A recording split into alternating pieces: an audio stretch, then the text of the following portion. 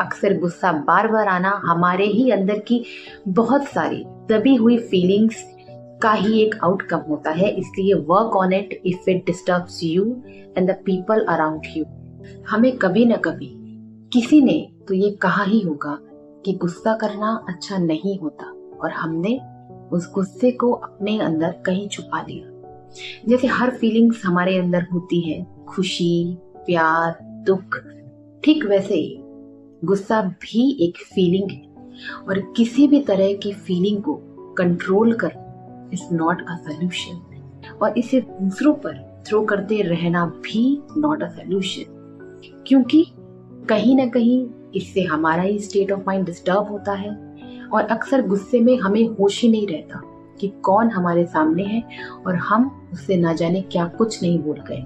और इसी गुस्से की वजह से कितने लोगों का दिल हमने दुखाया, कितने लोग हमसे दूर होते चले गए। मैं ऐसे 5 पॉइंट्स आपको बताने जा रही हूँ, जिनमें से जो भी आपको इजी लगे उसे आप पिक कर सकते हैं, गुस्से में करने वाले इमीडिएट रिएक्शन से बच सकते हैं और रेस्पॉन्ड करना सीख सकते हैं।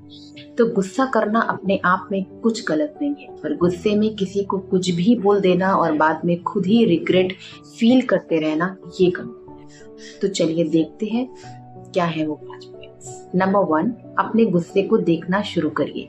जब भी आपको गुस्सा आए, आपको खुद को गुस्सा करते हुए देखना है कि मैं इस मोमेंट ऑफ टाइम पे गुस्से में हूँ या मैं अभी गुस्सा कर रहा हूँ। It looks simple and easy but it can be challenging and fun also. खुद को गुस्सा करते हुए देखना। एक बार आपको ये करना आ गया, फिर आप रेस्पॉन्ड करना सीख जाएंगे और इमीडिएट रिएक्शन करने से बच पाएंगे। नंबर 2, पेन और पेपर ले लीजिए। जब भी आप फुल गुस्से वाले मोमेंट में हो तो उस टाइम, उस वक्त जो भी आप बोलना चाहते हैं एग्जैक्टली वही सब कुछ एक पेपर पर लिख दीजिए। And once you feel you are back to your normal state of mind, तो जो भी लिखा है आपने उसे पढ़ना शुरू करें, क्योंकि जब आप इसे पढ़ेंगे तो पढ़ते हुए आप खुद बहुत सारी बातें जो आपने इस पेपर पे लिखी हुई है मॉडिफाई कर देंगे, और इस पेपर में लिखे हुए एक एक शब्द जिसमें सिर्फ रिएक्शंस ही रिएक्शंस थे, मॉडिफाई होने के बाद रेस्पॉन्ड में बदल जाएंगे। और अब आप जब अपनी बात बोलेंगे तो उसमें वेट होगा, फैक्ट्स होंगे और गुस्सा नहीं होगा। जिम्मेदारी होगी खुद के लिए और हर शब्द के लिए जो आप कहेंगे। इससे आप स्पॉन्टेनियस रिएक्शन करने से बच जाते हैं और रेस्पॉन्ड करना सीखते हैं। नंबर 3, अपनी ब्रेथ पर फोकस करना शुरू कीजिए। अक्सर गुस्से में हमारी ब्रेथ फास्ट हो जाती है, और शायद आपने कभी नोटिस भी किया, पर इसे एक हैबिट बनाना है and you can consider it a kind of breathing practice also. Number 4, पानी पीना है। अगर गुस्सा करते हुए पानी पीते रहा जाए तो भी इससे आपका स्ट्रेस लेवल डाउन होता है, state of mind cool down होता है, और आप एक हीटेड कन्वर्सेशन करने से बच जाते हैं and it will turn into a healthy discussion. Number 5, gibberish try कर सकते हैं।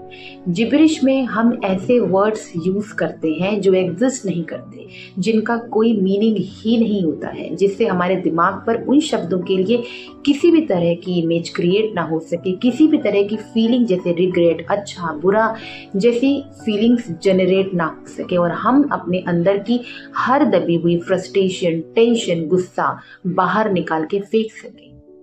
और ऐसा करते हुए ये जरूरी नहीं है कि आप जोर जोर से जिब्रिश में चीखना चिल्लाना शुरू कर दें। आप लाउड बोलने की एक्टिंग भी कर सकते हैं, और इसे करने के बाद आप बहुत लाइट फील करेंगे। इसलिए मेरा मानना है, अक्सर गुस्सा बार बार आना हमारे ही अंदर की बहुत सारी दबी हुई फीलिंग्स का ही एक आउटकम होता है, इसलिए work on it if it disturbs you and the people around you. धन्यवाद।